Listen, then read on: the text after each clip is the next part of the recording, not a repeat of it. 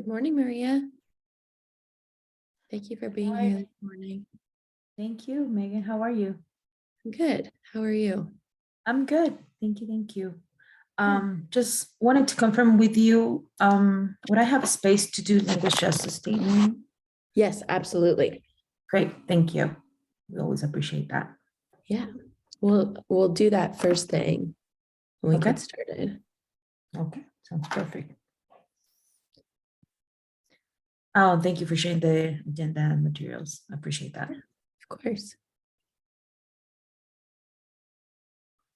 I'll be here just waiting for you to call me in, okay? Okay. Thanks.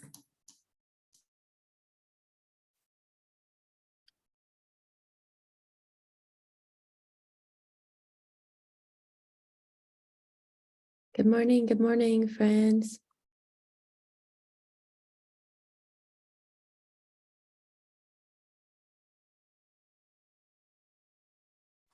Good morning.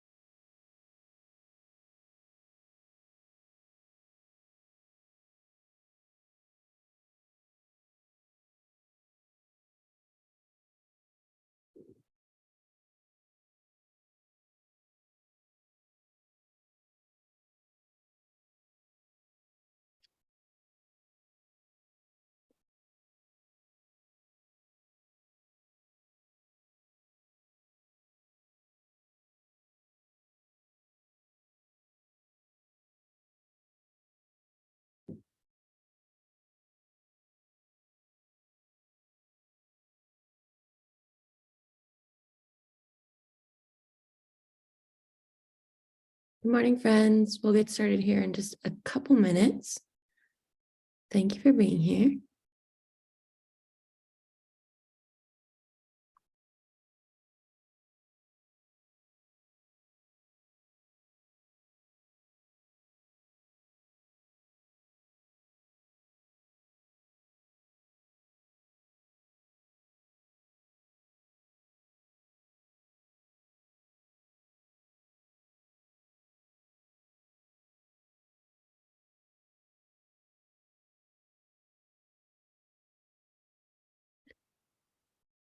Maria, do you want to go ahead and start with the language justice statement?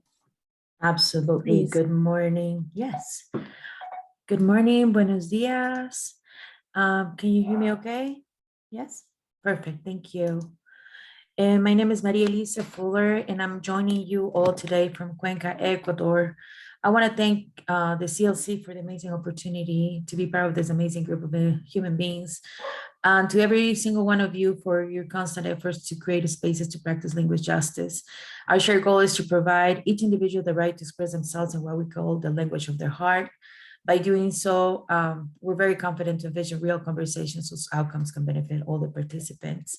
So we're going to use simultaneous interpretation to create the space today. So when I finish saying this in Spanish, we are going to turn on interpretation. And you will see the globe icon in the bottom of the screen. This is interpretation. So we ask you select the preferred language. And just a quick reminder for those presenting, just keep in mind that Spanish is lengthier than English. So you just be aware of your rhythm while you speak. Thank you so much. Buenos días con todos. Mi nombre es María Elisa Fuller. Me uno con todos ustedes desde Cuenca, Ecuador. Quiero agradecer al CLC por la increíble oportunidad de ser parte de este grupo de maravillosos seres humanos y a cada uno de ustedes por su constante esfuerzo para crear espacios para practicar justicia lingüística. Nuestro objetivo es común y es proveer el derecho a cada individuo de expresarse en lo que llamamos un lenguaje de corazón. Al hacerlo, confiamos en visualizar conversaciones muy reales que puedan beneficiar a todos los participantes. Vamos a crear este espacio con interpretación simultánea. La vamos a activar en un momento. Lo que verán es un icono de globo terráqueo en la parte inferior que dice interpretación. Lo que les pedimos es que den un clic ahí y escojan su canal de preferencia, sea inglés o español, y un recordatorio para quienes estarán presentando que mantengan un ritmo cómodo como de conversación para permitir una mejor interpretación. Yo estoy lista. I am ready, Megan. Thank you so much. Have a great meeting. Estoy lista. Gracias. Thank you, Maria. All right. Once again, good morning, everybody. We'll go ahead and get started. So in a lot of our conversations with Civic Canopy, which quite a few of you are in or familiar with, one of the things that we really wanted to implement at the beginning of our meetings is to establish our, to ground us in the work that we're doing. So what is Pueblo Food Project? Pueblo Food Project is a community coalition focused on creating a more equitable, nutritious and vibrant food system for every eater in Pueblo County. But I also want to invite everyone else to give their little thing about what Pueblo Food Project is, because we all have different definitions because we do so much. So is anybody else willing to come off mute and say what Pueblo Food Project is to them?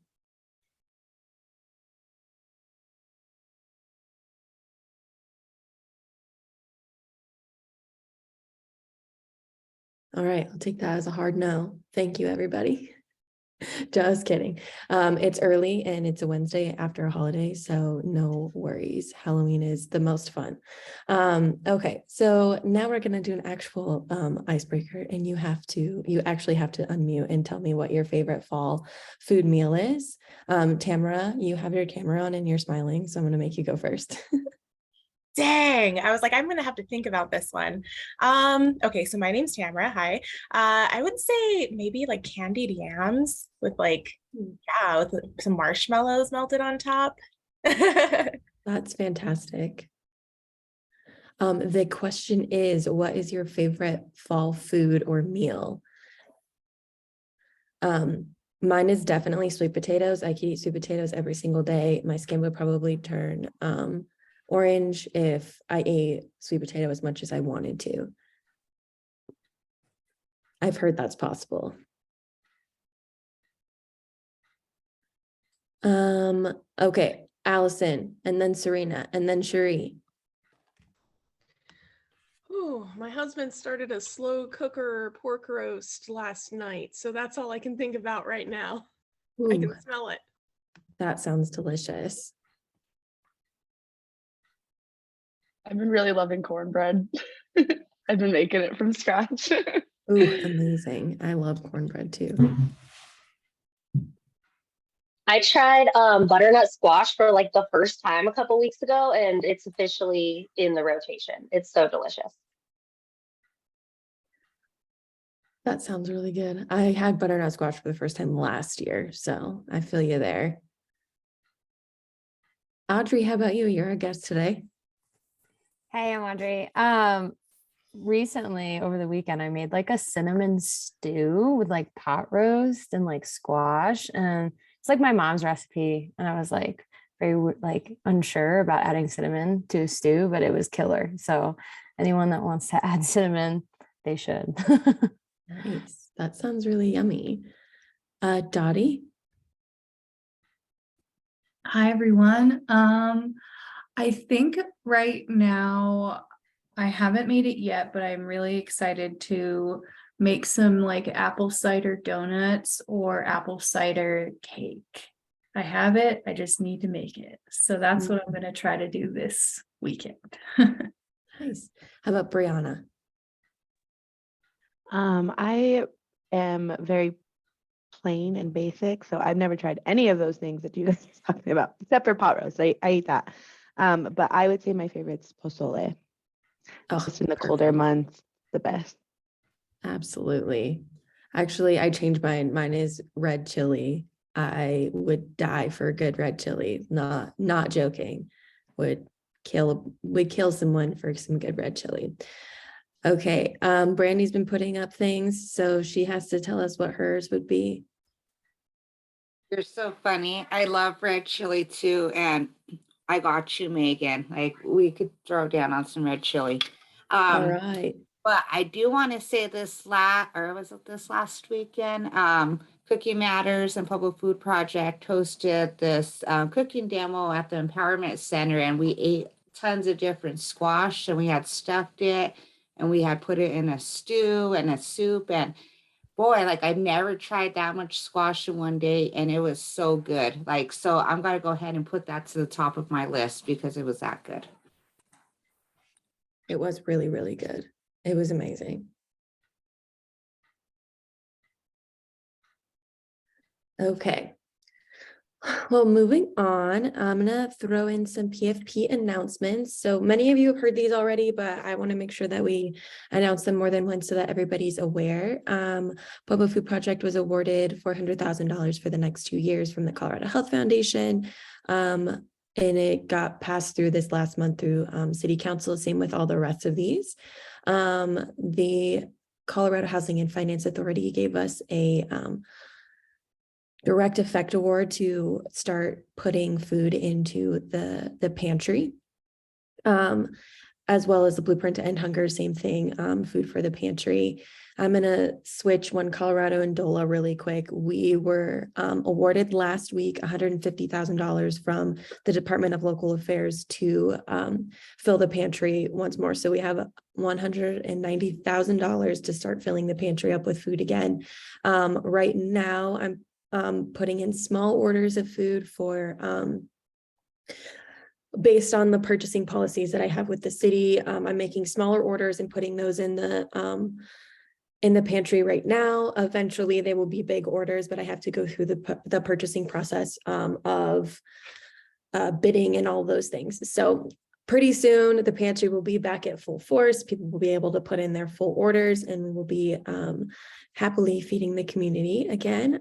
So that's all of that is great news, and we're really excited to have that funding to continue that work. I know that the pantry has been getting more questions in the last few weeks than I have in the last few months about when things are going to be replenished. So I'm happy to tell people that we will soon be getting there.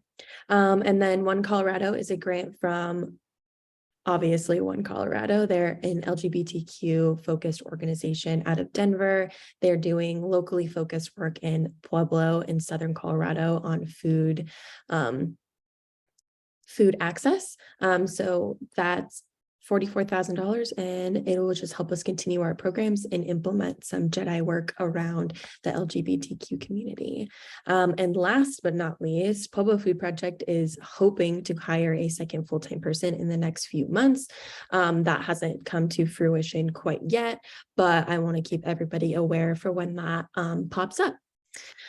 So next, I'm going to toss it to Audrey. Audrey is from ReKeivery. They are a small market, and she'll explain everything, but it's a very, very cool concept where we brought her today so that we can ask her to bring one to Pueblo.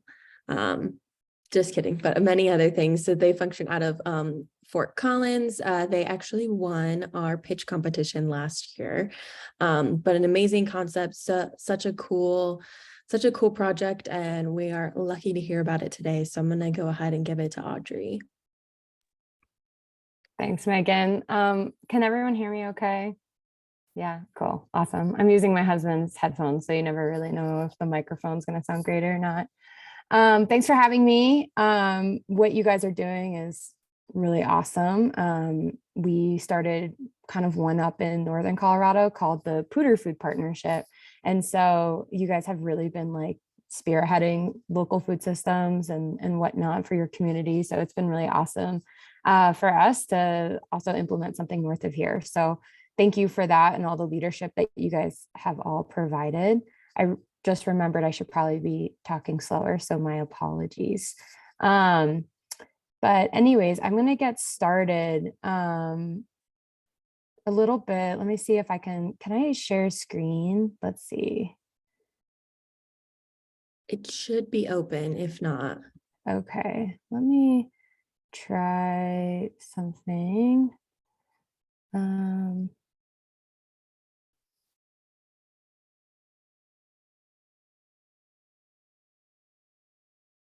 Okay. Can people see the slide deck? Possibly. It's still loading, but there we go. Okay, cool. Thank you. So I guess I'll just start from the beginning. ReKeivery was founded out of my graduate research. I went to Colorado State University for their Impact MBA program. And basically, how can business be a force for good and not just capitalism? And how can we, instead of just caring about profit all the time, how can we actually care about the people and the planet? And so if you guys don't know about the Impact MBA, I would definitely encourage you to look at it if you are interested in, how to build a business and whatnot. When I was younger, I could care less about corporations or whatnot, but I actually took a pivot when I realized that, our world is kind of run by businesses and endeavors and nonprofits and whatnot. And so being able to understand how to run a business, you can really drive change in your community. So what is ReKeivery? Just a little bit about the name. My colleague, she was from New Zealand. And so kai means food in the Māori language. And we kind of took a spin off the word recovery, and because we're trying to recover local food systems. We saw during the pandemic such an importance of purchasing locally and how resilient, if you have the structures in place, how you could really, ensure that you're feeding your community. So I think I'll just dive into it. Let me see. So for right now, our team is Austin and I. We have 4 seasonal employees. Austin is really on the marketing side and I'm more on the execute side. But ReKeivery, and I'll just kind of skip ahead. So you're like, what is this thing? We basically renovated a shipping container to figure out what's the lowest overhead model that we can create a marketplace for local farmers, makers, and bakers. In my graduate research, we found that on average, producers make 18 cents on the dollar that you spend at a grocery store, and it's not equitable at all. And that's why you see corporate farmers basically being able to make it and thrive through monocrop farming and whatnot. And there's not really marketplaces for smaller farmers. On that 18 cents on the dollar, if you're a small farmer, that's not something that you can live by. And so therefore, the only really marketplace there are for farmers are at the farmers market, which is a wonderful thing that communities have. However, it is only once a week, and it is really hard for farmers to get there. They have to pay someone to be there. They have to, cut all their harvests on that one day to then bring to the farmers market. And whatever they don't sell, they don't really have other outlets other than their own farm stand or waiting the next week for the next farmers market.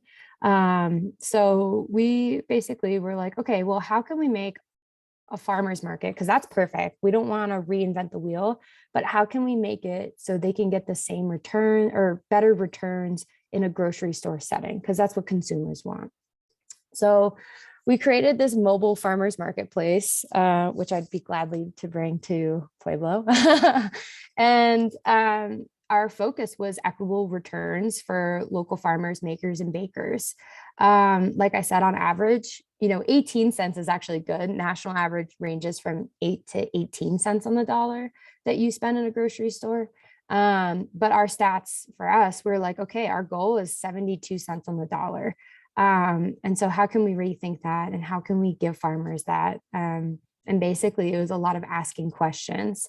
We were able to achieve that through doing a consignment model, which I'll talk about in the next few slides. But it was basically doing community focused research and asking questions and being curious and trying to rethink systems that are at place. our marketplace, we call it a marketplace because we don't own the food. We're helping them sell. We're helping the farmers, makers, and bakers sell. But we're really rethinking what local is. And the USDA thinks local is 400 miles away, which is great. That's better than the national average is 1,500 miles away that your food's coming from. But we really think local is whatever is in our local food system. For us, we're in Larimer County, so we saw that as 25 miles away, and really just, rethinking locality and all that. A part of rethinking locality is educating people on what food miles is and understanding, who your local maker, baker, farmer is. We want people to know the name of their producer. And we really think that having that personal connection helps create those relationships and people feel pride when they purchase locally. As well as really just rethinking that local foods is not, unfortunately, it's treated as a privilege.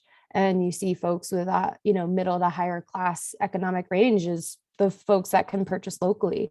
But in reality, if you can cut out the middle people and whatnot, local foods can be really affordable. And it should be affordable. It should be a right, honestly. Nutritious, healthy food access to all. So we did get our SNAP retailer license and stuff like that to really rethink that. And also every time people come into the store, they're like, oh, how are the prices so low? And it's like, well, the farmer's setting the price. So if we can cut out all of these, middle folks, and we're not selling it to Whole Foods or doing wholesale stuff, we're selling on consignment, you can actually you could rethink what local foods is. And also, so this summer we did our pilot. We had an awesome partner. It was Odell Brew Co. I think for my equity branch, it didn't really hit what I was hoping for, but it was actually extremely hard. And I'll talk about that in the next few slides. Our model is different. We're a renovated shipping container, and to comply with the rules that are there now for Larimer County and especially the city of Fort Collins, we had to say, okay, we're on wheels or we're mobile, or, we had to fit in a box. There wasn't really a box for us. And so as well as we were limited on where we could put this thing in Fort Collins. We actually only had 12 locations that we could ask for. And Odell Brew Co. was open arms saying, yes, let's pilot this here. We want to work on, more community outreach and stuff like that. And so it was a great way for us to pilot this summer up until the end of the season for us. And this is kind of the inside. So we renovated this ourselves. So we did a community Kickstarter last year, and our community helped us fund over 20,000. And then we also had a USDA grant. We did a bunch of pitch competitions to help us with funding. So, the Pueblo Food, was awesome with that. And our concept is simple, but if you think of a retailer or a typical grocery store, it's not simple, it's different. And so I think that's, why we reached a lot of challenges, is when you innovate, a lot of people have to be like, well, this doesn't fit exactly how people normally do it. So if you look at our little shipping container, I'm sitting kind of at the POS, or the point of sales system, but everything we got almost secondhand, or our community chipped in. We had a welder that helped us do our frames, and our architect, all that stuff. But basically we put, shelves in here, and each shelf, I don't know if you can see my cursor, but each shelf has a name of the business, about them, how many food miles away they are. And each shelf space, there's small, medium, and large shelf space rentals. And that's kind of how our producers could, block out what shelves they wanted. And it also created this accountability to say, hey, I have these shelves for the next 2 months or 3 months. And producers could adjust their shelf space size depending on their yields, because that's a big thing. But basically, we we are all about making local food trendy, making it cool, making people like interested in it. And like, I think that was, Austin, my colleague, that was all of his angle, saying like, how can we create a culture around food systems and like get people to understand them and get people to know their producers. And so part of that is making it cool. So we organize our shelf space by producer, not by food type. And that was really big too. And then like, again, all of the prices were set by the producers. So we sell on consignment, which is very different from the health department. They're like, wait, what do you mean you don't purchase the food up ahead of time? And the reason for that is the moment I purchase the food, not only do I assume the risk, but that's also where grocery stores make their big margins. So they'll undercut a producer to then sell their things at 4 or 5 times the price of really what it is.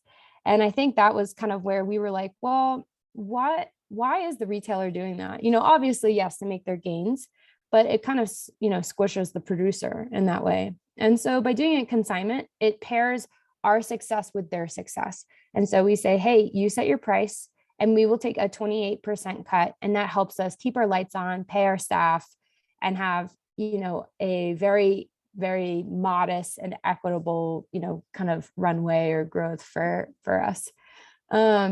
These are margins that our producers have never seen. And yeah, a lot of people wanted to pilot this because this was a new concept for them.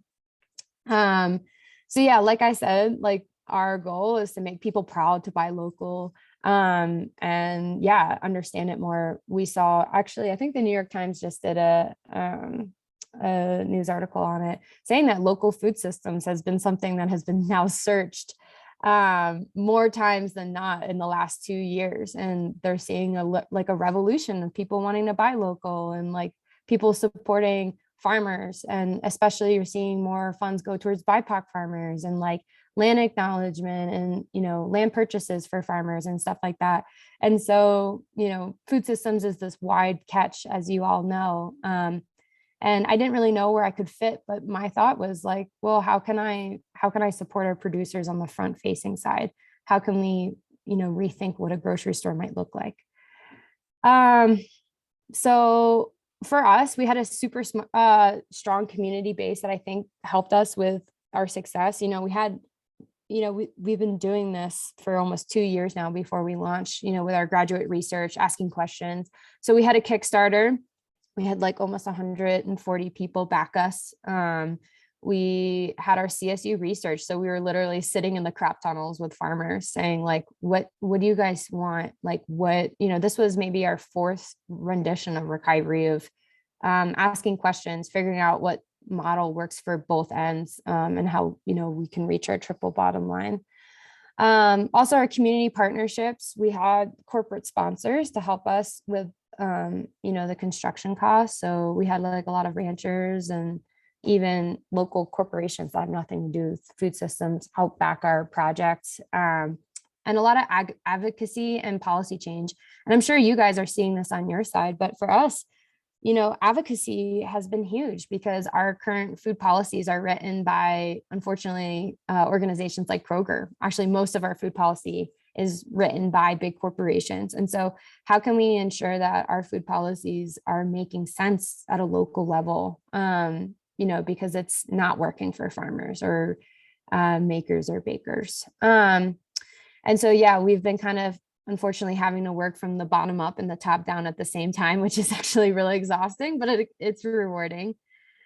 And then also, yeah, we've had our sales and vendor retention was great with this model. We were nervous at first to say, hey, would you rent shelf space for $8 a month? And then we take 28% because, from what they're used to, obviously they're used to a check up front that says, hey, I'll buy your stuff at 70% off. But for us, we say, hey, if you can stock your shelf, whatever you make, we will give you the check at the end. And so it's that trust that you create with the producers. Sorry. Hold on. And then, yeah, just goodwill. Like once we had folks come in, they then were coming in next week and the next week. And so that was really cool. There's really only one place two places in Fort Collins that you could purchase local food other than the farmer's market or a farm stand. And so it was really great to find community members that say, finally, like I can buy local food and not, you know, have to be here on that Saturday from 10 to 1 and I missed the farmer's market.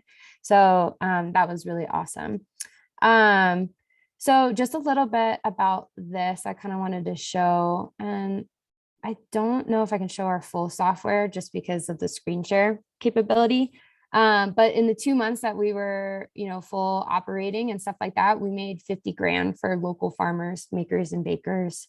That was like a huge number for us. Like, and yeah, like gave me goosebumps when I like ran out the numbers because I was like, yay, like everything that I did research on, like it's working.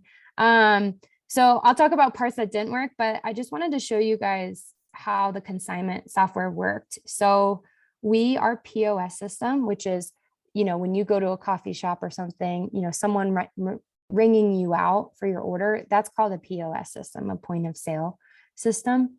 And so whereas it had our POS system, you know, where we can ring people out for their orders, I wanted to show you the back end on what the farmers are seeing. So farmers are usually not included in any software because people just purchase their things up front to then resell. But each farmer, maker, baker had an account and they had their inventory. So I just pulled up Amber. She's a local dairy farmer that created ice cream this season. And she basically gets to put in her inventory of what she's bringing. So you could see these wonderful ice cream flavors. Like one's called Candy Bar, like don't even get me started. But she sets her price knowing that we're taking 28%. So she wants to sell it for $4 and then she puts in her quantity. We adjust the quantities, like let's say something happened, if there was shrink or if there was, you know, if I dropped something on the ground, we would adjust the inventory and then we would back pay what happened or something like that. But for Amber on her side, then she can see what's in stock, what has, you know, been picked up, or we already paid for, you know, what her sales were. And so that was super cool for her because she could also set low inventory alerts. So you could be a farmer, you can have a marketplace to go to, and then you get a text when your radishes are sold or something like that. So it's kind of bringing like farming to like a modern day, marketplace. As well as I just wanted to show the payout at the end. I couldn't show all of it because it backdated to July, but at the end you can see that, you know, we paid her in a check, you know, over $1,000 for her ice cream sales in the store. So that part was really cool because she can track her sales and track, you know, all that stuff. And we're collecting sales tax. And so it's really, really easy. If you guys have any more questions or, like I said, wanted to even start something similar like this, I am all about collaboration. I think it's a very old school way, especially in food systems, to be competitive. Like I don't believe in competition. I believe in collaboration. And if you guys are interested in starting something like this or whatnot, I am all hands on to help you guys. Cause I think, the model works in that way. And especially for our local food systems, it made a huge change. So I wanted to touch upon some challenges that we had. And I think this goes for when you are innovating, you constantly are hit with roadblocks. I don't feel like there was like every time I took a step forward, I felt like I took 2 steps back. And I think that's just a part of when you're an entrepreneur or whatnot. So we had some challenges with our model. First off, zoning. Fort Collins, I think zoning is historically something that falls in white supremacy, which that's a side note, but zoning was a big thing. We were very limited on how we could operate, where we could operate, and how long we could operate in a space. And that part I felt like wasn't extremely, there was no reason for it really. So, you know, for us being a mobile vendor, you have to move every 24 hours. And there's no reason for that other than, you know, they think it looks bad if a food truck is there very long. But for us, we argued that we need to stay in one location because, you know, people don't want to chase their groceries is what we found in our research. And so we had to get an exemption, which took a very long time and a lot of, honestly, funding to do. But that exemption only allowed us for 6 months. And so every 6 months we would have to move a location, which is a lot. We have to unplug, pull out our stuff. And so that we are still advocating for. We spoke at city council and we were saying, you guys want to support local food systems. Here's a way you can, is work with zoning on how we can have these innovative things that aren't extremely expensive retail spaces. Retail spaces it's expensive for a business, and that's why they take the cuts that they're taking. And so if there's a way that we can make a retail space cheap, like we did with the shipping container, maybe our local food systems could thrive more. The other was the building department. They were unsure of what we were because we don't look like a food truck, so they're like, okay. And even though we can pick up the shipping container at any time and move it, they're like, okay, are you a structure? Are you not a structure? And how they classify us is then how the health department will classify us. There's no rhyme or reason for it. Yes, there's, obviously safety for people, but we had to basically fight to say no. Like, shipping containers are used all over the world and they're mobile. And so working with our building department for them to see that. And then lastly was food policy. So when we first said, hey, we're doing consignment, I was talking to a health department based in Denver for the state. And one guy told me that was stupid. And I was like, oh, like my heart. It didn't make sense, why they saw it that way. They thought it was silly and whatnot, but in reality, it worked. And so that's why, I was like, yay, like one strike for Audrey. But also food policy in a way that, whatever the building department says, if you are a mobile vendor, there's just some legality there that does not make sense for our model. And a lot of health departments, rightfully so, they're not very flexible with certain things. But I think it's important to say, okay, like, what is your biggest concern? And let's find a way together to address that. So while the model has been great, it also has its kickbacks, which I like to mention. And finding ways forward for us to make sure that we have the lowest overhead possible. So the lowest amount of expenses so we can maximize the returns for farmers. So with that, that is ReKeivery. If you guys have any questions, like, I'm all ears right now. Hopefully I explained the model well. I know that sometimes it's a little complicated, but there's a lot of, I guess, side things that come with the model. So I'd love to take the time now to answer any questions you all have. There's one in the chat asking, what about produce and items that spoil? That's a great question. So our turnover rate was actually awesome. So we didn't have food waste at all. We had maybe a box full of food waste in which we had an employee that actively composts. And so with consignment, the farmers knew, like, whatever they can make in the store from us trying to sell for them, they will, get that 72% and whatnot. But anything we have to pull from the shelf, they know that would come out from, their inventory. The only things that we would pay for is like if there was a mistake on our side or whatnot. But we had like very minimal food waste, which I was happy about, which I think tributes to our location as well. We were in a high traffic area and people were interested in buying things. And so we kind of had easy sales in that way. But yeah. Hi. So I've actually been there and I didn't realize. I was in Fort Collins a couple of weeks ago and I was at Odell and I just kind of moseyed out there, and it was when like all the inventory was outside. And the sales associate was telling me like you guys were dealing with some permitting things so that you couldn't like have your inventory inside. But it was awesome. I got like cinnamon bread. It was delicious. Yay!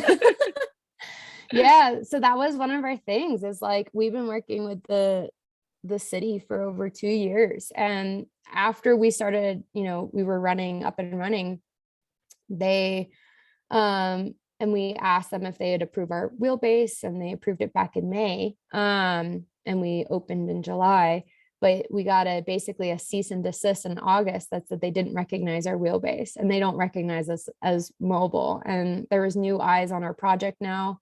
And we went and spoke at city council, and we were like, this is ridiculous. How can anyone really innovate in this town if there's distrust in our local government? We're making decisions based off your approvals. And so we had to operate outside of the container for a few weeks and get a new wheelbase, even though our last one was approved. And so that was a big hit financially for us. And yeah, we had to operate outside, and the community was amazing regardless. They if anything, people came in numbers because they were just pissed off for us. And we had over 100 community members write to city council, and we had a lot of pains, a lot of similar pains that other businesses have gone through because of changes in decisions from our council and zoning and stuff like that. And so Wow. yeah, thanks for supporting us when we were outside. But yeah, I was so happy too. That was the last thing I was expecting to see at a brewery. So it was yeah, really awesome. I wished I could have gotten more stuff, but no yeah. worries. Thanks for coming by. Yeah, our Yeah, staff. and then oh, go ahead. I wanted to ask too, I don't know if you addressed this in the presentation, but about how many different vendors do you guys have in your shop? Yeah, so at one time we have around 40. And yeah, our shipping container is small. It's 320 square feet, but yeah, we had about, I forget how many units of shelf space, but total we had about 40 vendors, and all of our vendors stayed on, which is great for other months. They loved the sales that they received. So we have shelf space where the container stays at I think it was 65 degrees or something like that. But then we had refrigerated shelf space and then freezer shelf space. And so, yeah, there was, we had an onboarding process, and for our grand opening, I think we had maybe only 30 vendors at the time. There are other folks that were we just want to see it first before, we go in on this. And then within a week, we got 15 inquiries and stuff like that. And so, yeah, we were able to get more on. So yeah. That's awesome. Thanks. I had a question about the fresh produce. How much volume did you do in that? Was there problems with cooling? How do you handle utilities? Is a grower responsible for restocking those kind of things? It seems like there'd be limited space for fresh produce. Yeah, so I wonder if I can show the picture again.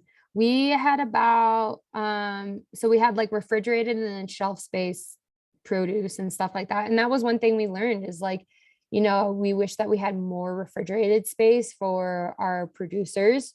Our fridge was about over 2/3 full of produce, and then we had shelf space. We had 4 large shelf spaces, which each shelf space is 6 racks. And so I would think about 20% of the container was produce. And yeah, that ranged from potatoes to onions to, lettuces, radishes, all that jazz. And so, yeah, that was one thing that we learned is, yeah, the constraints of being in a container. We couldn't throw in another refrigerator space. I think if I were to make it again, maybe doing a walk-in thing that would allow for more produce. But yeah, so then the farmers are in charge of doing their own deliveries. Obviously, we text our farmers and stuff like that. We had one farmer that lost a farmhand over this summer, tragically. And so we were actually doing deliveries for him while he was finding more staff. But yeah, our farmers would come in maybe twice a week with their harvest cut food. And yeah, it was great. They got to restock their shelves while they're still doing their routes in towns for other folks. And we also give them door codes, individual door codes, so they can come in whenever they want. And we have a camera set up and security and stuff like that. And so, a lot of times farmers make their routes by store hours, but we're hey, we're here for you. We trust you. you're a vendor in here. Here's your individual door code. Just lock up when you're done. And that way it kind of worked for everyone. That allowed flexibility and trust with our producers.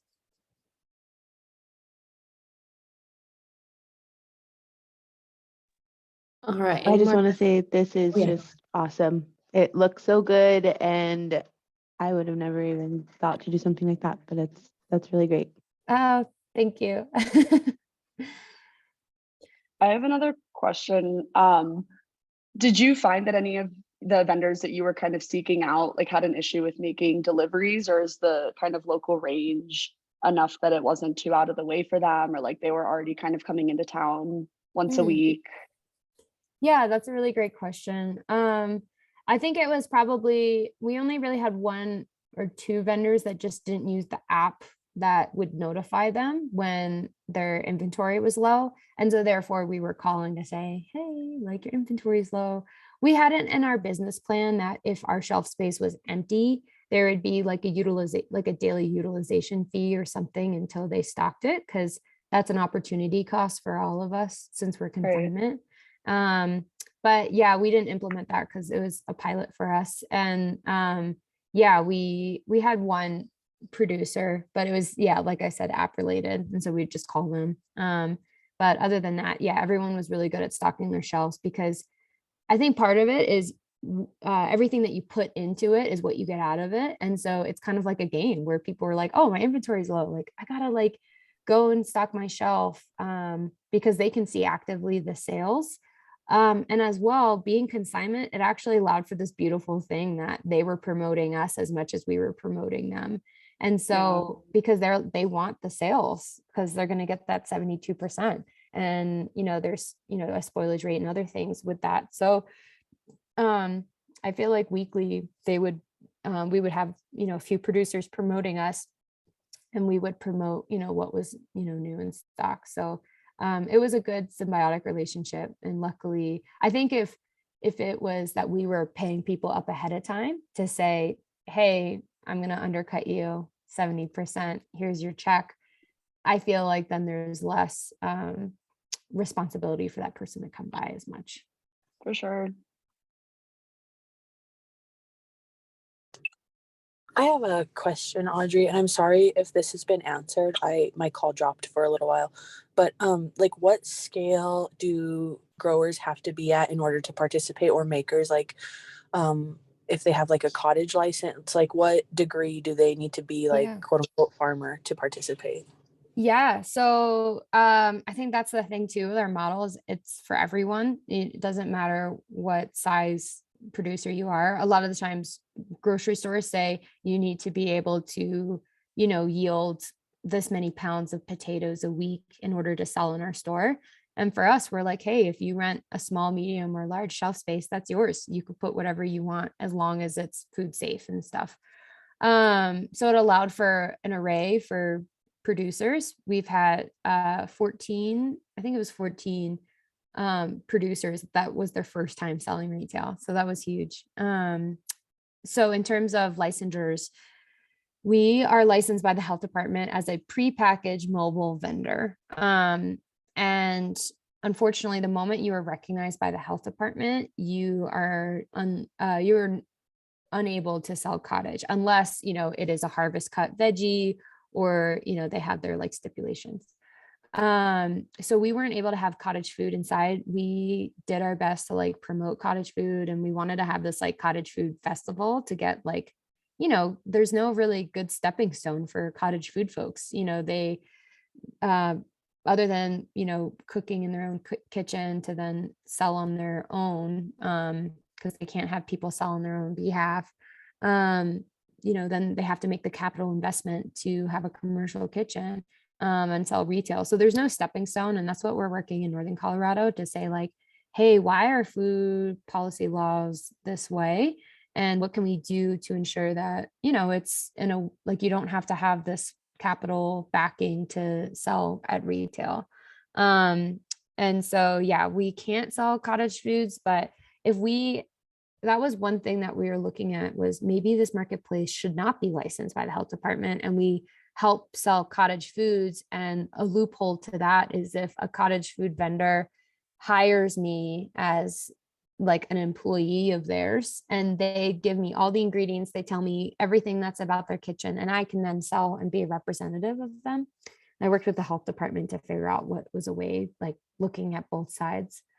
But we ended up not doing that because we felt like it wouldn't have been like we wouldn't have thrived at all financially, because cottage food is kind of pared down to a few types of food. It doesn't have your meats, it doesn't have, you know, your milks and stuff like that. And so that was kind of where we were like, okay, well, we need to be successful, we need a big diversity of products and not just a few. So it would be super cool to create small marketplaces in the future for cottage food folks, because there's not enough representation there. But if you guys have any ideas, I'd love to hear about it. Thank you for answering that. I appreciate it. Yeah. We'll take one more question and then we have to move to the agenda. Yeah, I have a quick question. Audrey, do you feel like I love this model, and my business mentors have been referring me to ReKeivery as a template, you know, for some projects I'm working on in town. Do you feel like there's a possibility of expanding ReKeivery into other cities? Yeah. Maybe Pueblo, and also, would you be interested in an actual physical location versus having to do the transportation, you know, the kind of the pain points you talked about? Like, would that be something that ReKeivery could be interested in? Yeah, I think yes to both answers. This is a economies to scale model. And I think, you know, I was talking with my advisor on how this can grow.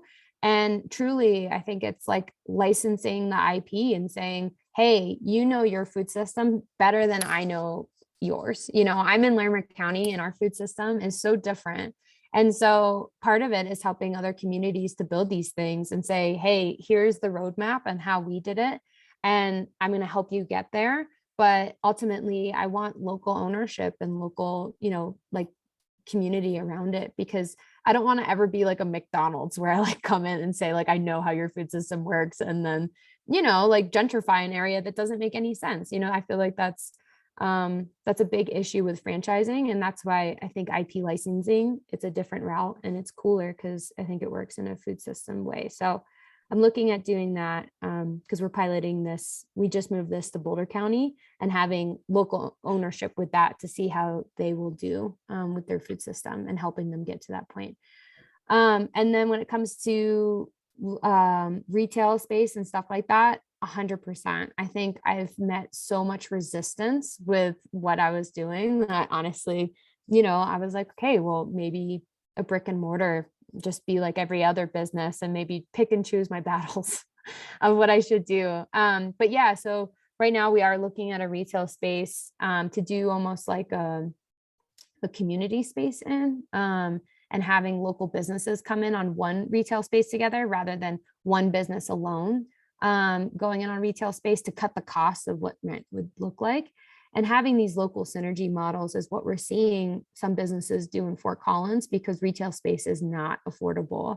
And so how can, you know, small businesses come together and go in on one model, and you can kind of create this fun synergy where maybe I'm going in to, like my example, going into a brewery, having no thoughts of going shopping, but then, you know, the marketplace is there, or, you know, you're going in to get health services, and then, you know, a marketplace is right there. So finding what those unique partnerships would look like and going in on a retail space, I think is how this model will work with its low overhead, you know,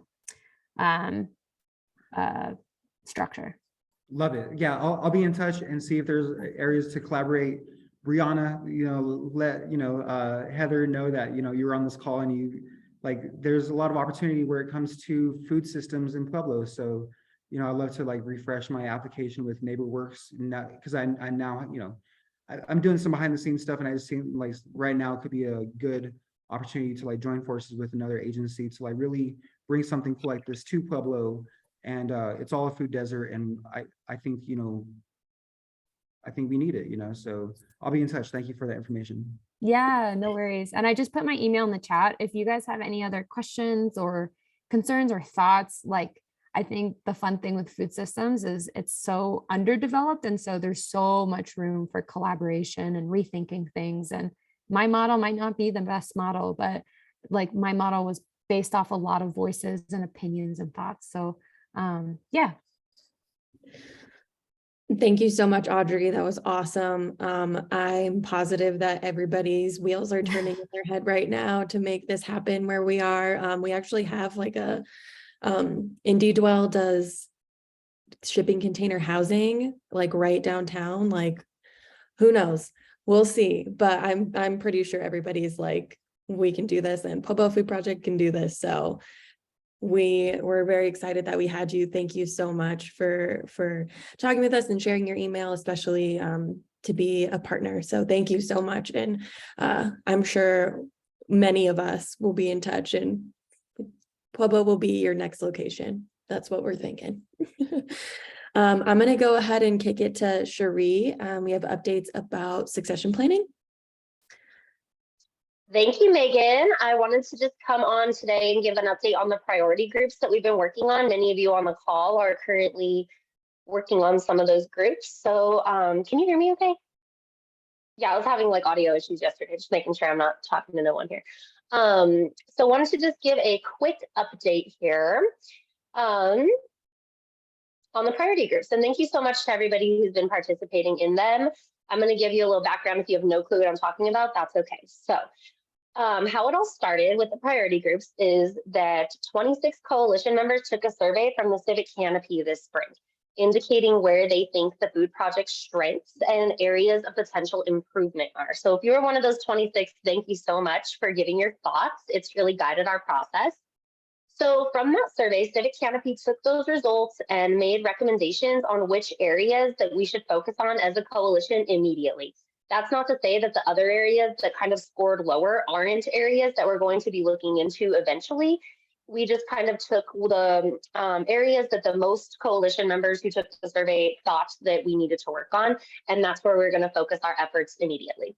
So through this process, we have learned a lot, and I think one of the biggest things we've learned is that there's a lot we don't know, and a lot of questions, and a lot that we still have to figure out as far as making the Pueblo Food Project a truly shared leadership, collaborative coalition with lots of community capacity.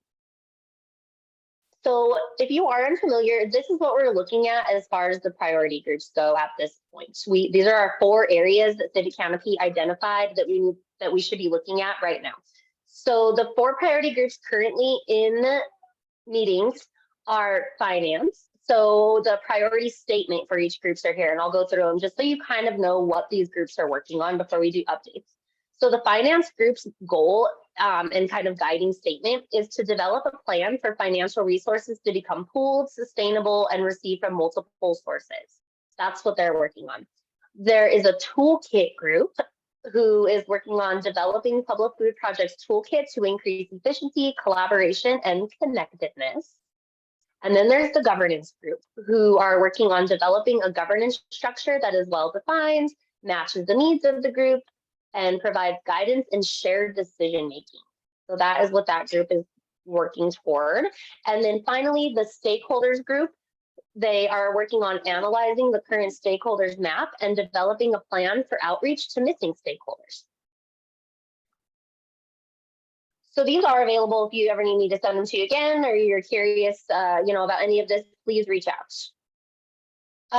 We are going to do some updates, and the first update I want to say is that my contract as coordinating this kind of future planning process of the Pueblo Food Project ends in November, but these priority groups will continue on. So there is still plenty of time to get involved with these priority groups. I'm obviously still going to be involved with the food project. I was before this venture and I will be after, absolutely, but the priority groups will be continuing kind of on their own. I'm sure persons from each group are going to step up to keep those groups going. And a lot of good work is going to come out of them. I can tell based on the few meetings we've already had. Sorry, my kids are home today, so if there's any background noise. So I'm going to give a quick update for the finance group because we don't have a ton of members in that group. And actually, if you are looking at, maybe I will get involved in one of these groups, I'm going to make a push for finance because we could really use group members in finance. It's been a very small group. And, the goal of this is to have more voices from the coalition in these processes. So we could definitely use some more people in finance. Megan, I see you off mute. Go ahead. Yes, I want to just interject really quick. It's important that we're asking for more people on the finance group because right now it's represented by me and Laura Solano at the city. So we don't have a lot of community voice coming in on that group, which is really important because it is not okay for the one staff member and the fiscal sponsor to be the only people making financial decisions for the food project. So please, if you're feeling like you want to participate in another group, or if you would like to get involved, it will be a little bit of an uphill battle with finance. It's obviously not the funnest group, but it is very important to the function of Pueblo Food Project. We have about $500,000 budget right now, and we need to figure out how to function better in the future. So please join. If you're able.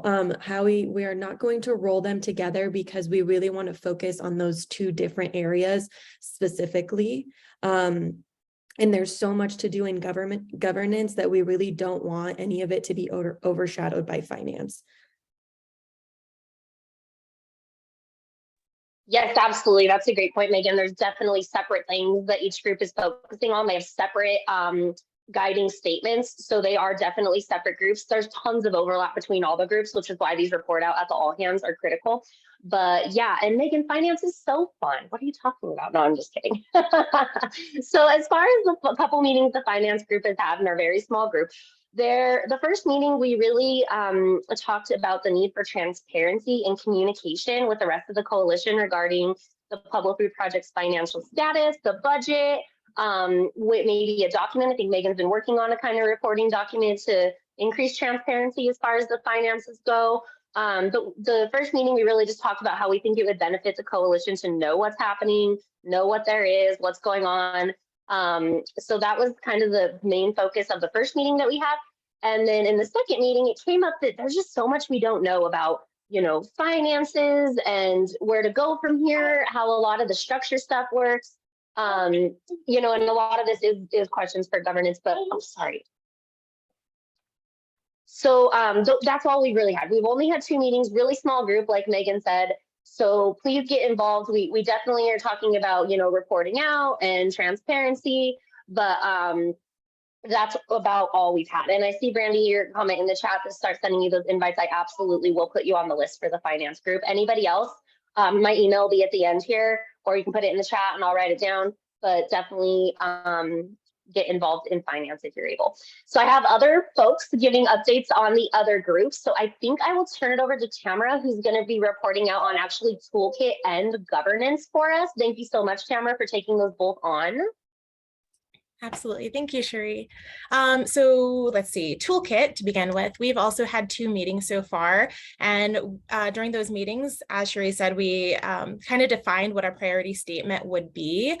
So our goal is to increase efficiency, collaboration, and connectedness within the coalition.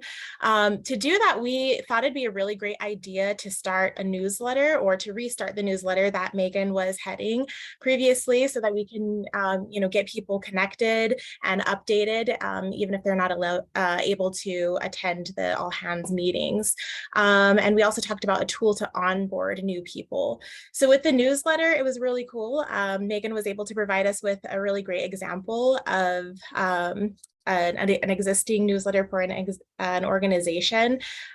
We thought it was great that they listed the newsletter topics at the top of the newsletter so that it would make finding information easier in the body for people who haven't attended the meeting and just need a quick tidbit for their working group or want to know how to get involved. And then also we liked that it summarized the important information from previous meetings, but it also had links to more in-depth resources as well as reading or the meeting notes. So there was a lot of accessibility that we saw in the example newsletter that would be a great fit for the Pueblo Food Project as far as keeping everybody plugged in and connected. And so we thought about how it would look. Creating maybe a Google Drive for each working group to submit updates each month was something that was mentioned, so that, you know, even though we're not having, you know, meetings all together, we can still share information and make sure that we're all on the same page. And let's see. And then we talked about who's going to write it. And would it be sustainable to have a volunteer head this project, or is that something that, you know, we might want to include a stipend for? And then we also talked about how we are in the process of looking at another paid position in the coalition, and maybe there might be some grant funding available for a newsletter, somebody to write the newsletter. And we also discussed the importance of then having you know, a group of people to edit that newsletter to make sure that it is, you know, representative of the goals and the missions and values of the Pueblo Food Project. As I mentioned, we talked about the onboarding progress. So for newer members, sometimes attending, you know, an all hands meeting can seem like drinking from a fire hose at times, just because we have so many amazing things happening. So we thought maybe it'd be great to have a 30-minute orientation just to, you know, talk about the mission and the priorities and the purpose of the Pueblo Food Project, and just give like a, you know, like a taste of what we do as a coalition. We discussed that, you know, having that 30-minute orientation might not be feasible, having it before the all hands meeting, because that would start at 8 a.m. So maybe having something monthly, or looking for an ambassador to go out into the community and discuss these topics with different organizations. So we then talked about how Food Access Working Group had already developed an ambassador application with roles and rules for ambassadors. And so that idea overlaps with the stakeholders, because if we are trying to onboard people and tell the community about all of the amazing things we're doing, we also want to get some feedback to make sure that we are being representative of what our community holds best as far as food, as a top priority as far as food equity. Let's see. So as far as ambassadors, we discussed what tools an ambassador might need, such as the current one-pagers that we have to get out to community members. We talked about how we need to update those to make sure that they are still representative of the PFP, because we're in the process of changing currently, and that we need to update the website. If we have business cards that we can pass out to individuals in the community, we want to make sure that it is giving them information where they can go to the a landing page for the food project, where it just kind of summarizes what, you know, what we're doing and how they can get involved. And we thought it'd be really cool for, you know, the tech savvy generation to have maybe a QR code on those business cards. And then we also discussed developing an elevator pitch. So, you know, like a 1-minute pitch versus the 30-minute orientation session, that we, you know, are cohesive and unified on, to make sure that we're giving the best information to represent our coalition. And let's see. We then discussed how college students don't seem to know about the PFP, which, you know, they're the future generations. They're the young leaders and bright minds. So it'd be great to get them involved. So how do we do that? How can we develop these partnerships with the CSU Food Systems professor and at PCC, things like that. So basically, as a whole, we identified a common need for effective and concise information around our mission and our vision, and then also a list of volunteer opportunities. Let's see. So that's basically what we talked about in the last toolkit meeting. Moving on to governance, we implemented a fist to five voting method. I don't know if you guys are familiar with that. Really cool. So basically it allows larger groups of people to vote, to determine voting, not based on just quantity, but quality. So the idea of it is that a fist means I absolutely am against this. I have no interest in voting for this. And then a 5 would say, I am all for this. And then going down to 1 would be like, one finger up would be like, you know, I'm agreeing to this, but there are some problems that we need to discuss. So we thought that was a really great tool to employ as far as voting. And then we also determined the next steps for the governance priority group to work on, which we decided would be developing a purpose for the governance priority group and then establishing an organizational chart. So our priority statement for governance priority is to develop a governance structure that is well-defined and matches the needs of the group, providing guidance and shared decision-making. So that kind of goes along with the organization chart. We went around and talked about what our organization currently looks like. And ideally, it should be this kind of circle, this cohesive, synergistic circle of interlocking working groups, everybody working together with Megan at the center organizing that. But right now there's kind of an imbalance of responsibilities, which, you know, we're all aware of and trying to work to fix. So let's see. We recognize that all of the priority groups have overlapping interests and objectives. So now we need to create a structure that will allow us to reach the Pueblo Food Project mission. So we discussed that as a coalition, we might want to consider developing a new strategic plan. And so right now we historically have been working with kind of a representative system with the working group chairs and Megan as part of an executive committee. But with the, let's see, with the, oh my gosh, with the voting that we did earlier in the summer, we realized that the coalition wants to move towards more of a shared leadership model. So that would, let's see. So we discussed how maybe like one role of the staff members could be to facilitate that shared leadership. We also discussed how we need to have 2 working full-time roles. So we have Megan as our project coordinator, but it'd be nice to have maybe a project coordinator too. So somebody that has the same role, but they divide management of working groups and they work together for a greater objective. And then we talked about then related the names and titles within the coalition. We talked about how our working groups are organized based, are branded, are named, labeled based off of topics, and how it might be a better model to name them based off of their function so that we can get a better representation of what you know, each group does. And then also to examine the individual roles and responsibilities of individual coalition members to get a better understanding of group organization and function.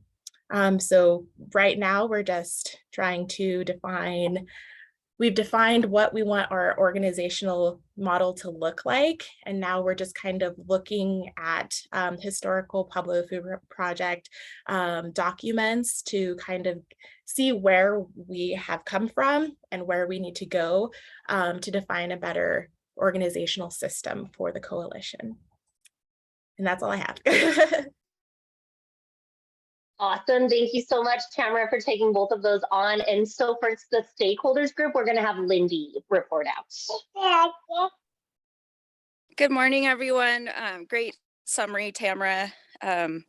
So for the stakeholders group, we're starting by, some of you might remember we worked on an asset mapping activity back in 2020. So thinking of individuals, organizations, places, even neighborhoods, and where do they fit into different parts of our food system, such as food access, economy, farm literacy, all of those different categories.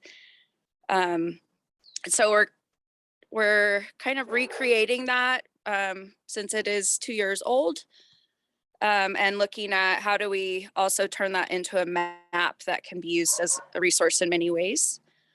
We also looked at a toolkit from, it's called the Community Toolbox, of what does asset mapping look like, and how can you use it in additional ways? So while we're doing this in our small group right now, and I'm sure many of you will hear us reaching out to you to add you to that map, as we go out in that ambassador style or whatever that looks like to engage more community members,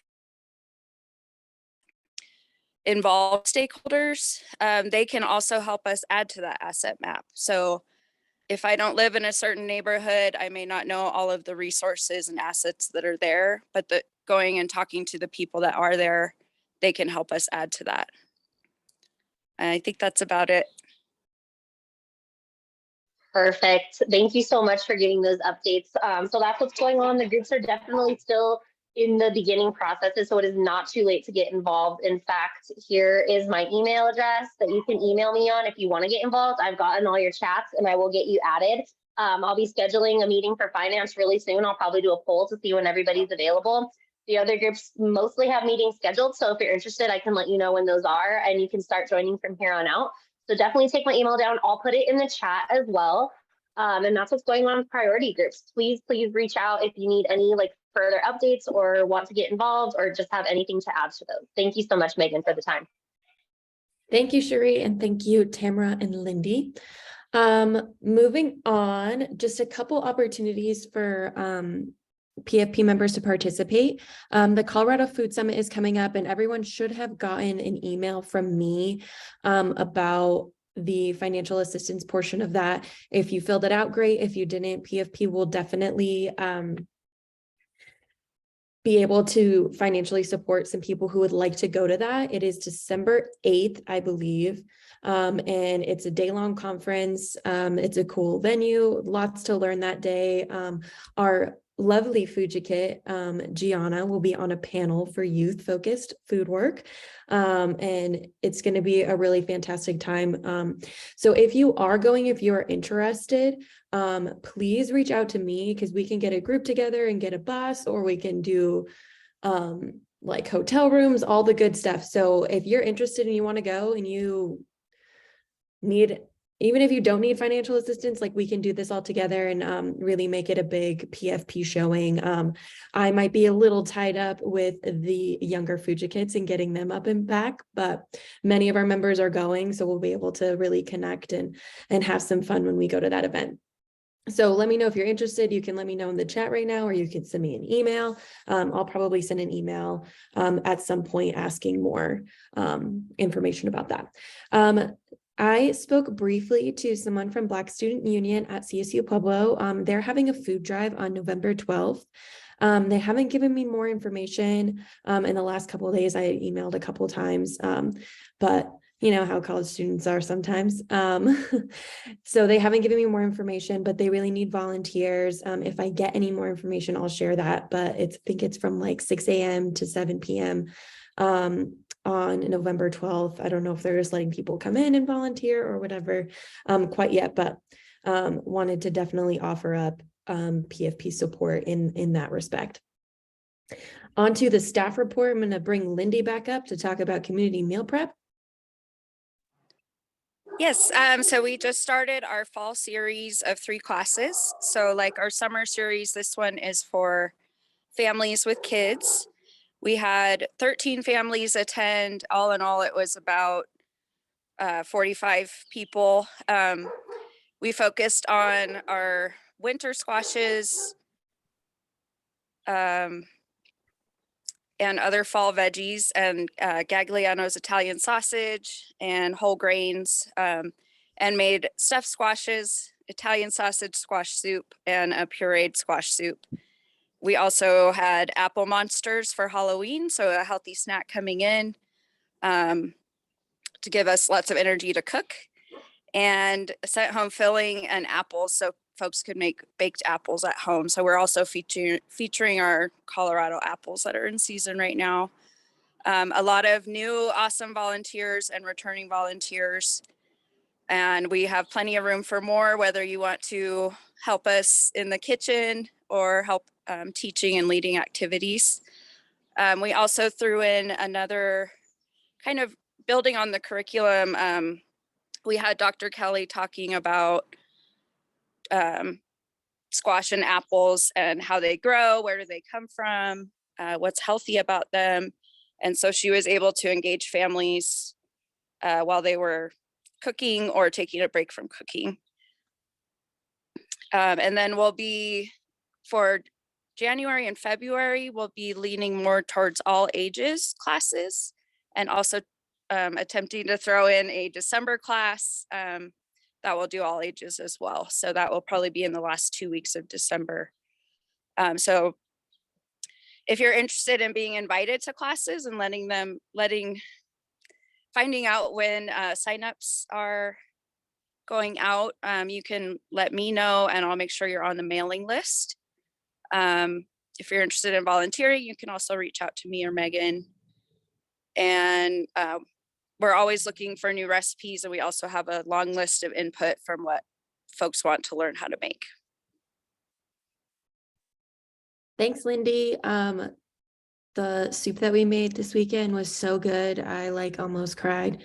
So please, if you're interested in getting some of those recipes, you can ask Lindy and she can give them to you, but it was so good. Such a great squash class. I'm going to talk just briefly about Sun Soil Water. So we're off to the races on planning, and you'll be hearing a lot about Sun Soil Water coming up soon. We will start to develop a registration and website and those things pretty soon, and then get going on the program and all of those things. So if you attended last year, great. If you didn't, please come this year. It's going to be a lot of fun, and I think the group that's planning, it's going to be really really special, because they are all so passionate and so ready to be leaders in the community to help teach our community about our local food systems. Let's see. I just got a chat. Brief update about Same Cafe. Same Cafe feasibility study was completed in March. It was approved to move forward with. We have a advisory board of 3 people, which is myself, Cheryl Anderson, and Kathy Klein. We are starting to pull together resources and a lot of things necessary to get funding together and all of the good things to make Same Cafe happen. It will not be a short road because it is hard to develop programs like these, but we're kicking and we're ready to start getting down and dirty with some of that work. Yes, so we have 2 RFPs open right now, requests for proposals. The first one is for a TA and curriculum revision person. Sorry, that did not come out very professionally. The entrepreneur program was very successful last year. It was wonderful. We are hoping that this year we can develop, based on the feedback we got back, the curriculum a little bit better, and also institute a position for someone to be more of a teacher's assistant teacher's aide for the program. I think that was definitely something that was missing from the last program, because it was very hard to manage as something on top of what I was already doing. So we're very excited about that. If you're interested in applying for that, please, in the agenda, you can click on the entrepreneur program RFP and it'll pop up and you'll get to read it and see what's required for that. The second one is for a youth-led chicken coop coordinator. The feasibility study for the youth-led chicken coop was approved, and we can move forward with trying to implement this program. The last person who did the feasibility study, her name was Jocelyn. She works very closely with the 4-H program in Colorado and Southern Colorado. She did a wonderful job, has lots and lots of incredible notes for the next person to really develop this program. So very exciting. Again, another thing you can get in on the agenda and click on. It will also be on my follow-up email for you to take a look at. Oh, we're doing great on time for the first time in forever. Check that out. I'm going to drop the feedback link for this meeting and the the request for economic hardship gift card in the chat, and then we will give appreciations. So if anybody has an appreciation for their fellow PFP member or community member or project or organization, please go ahead and share that.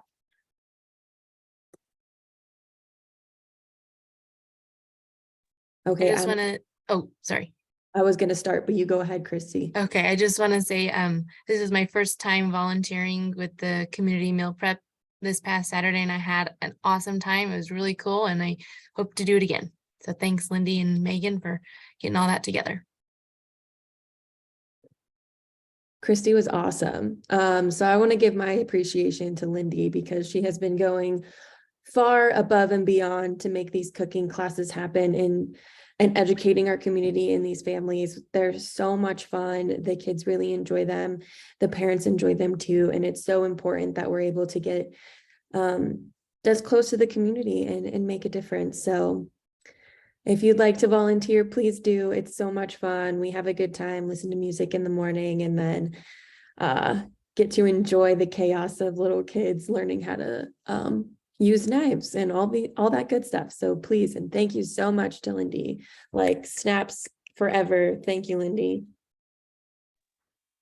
Well, thank you. I would do community meal prep every day if it was feasible.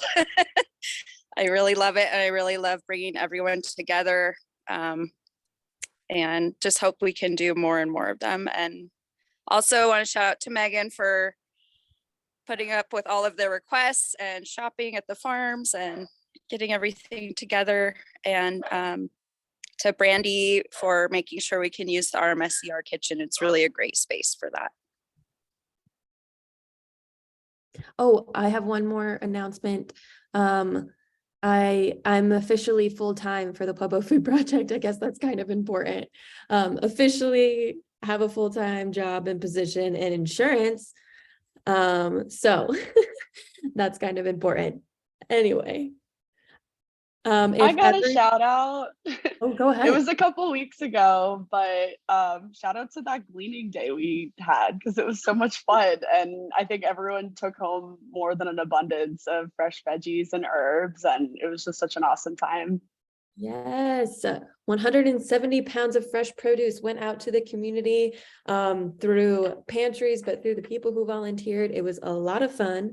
And we gleaned all of the community gardens and all of the edible landscapes. So that was great. Yeah, thank you, Serena, for bringing that up. I forgot about that.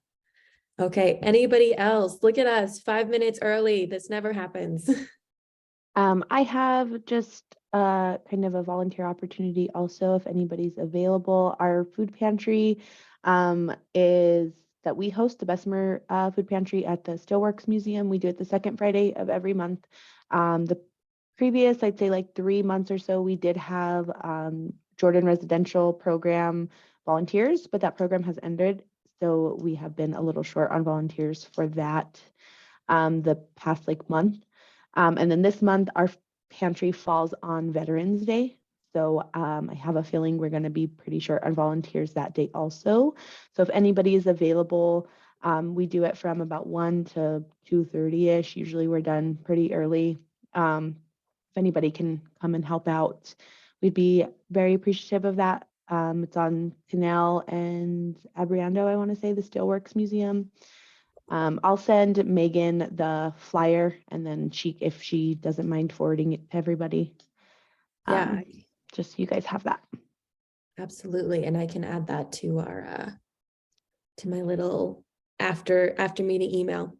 Anybody else? I don't think so. Okay.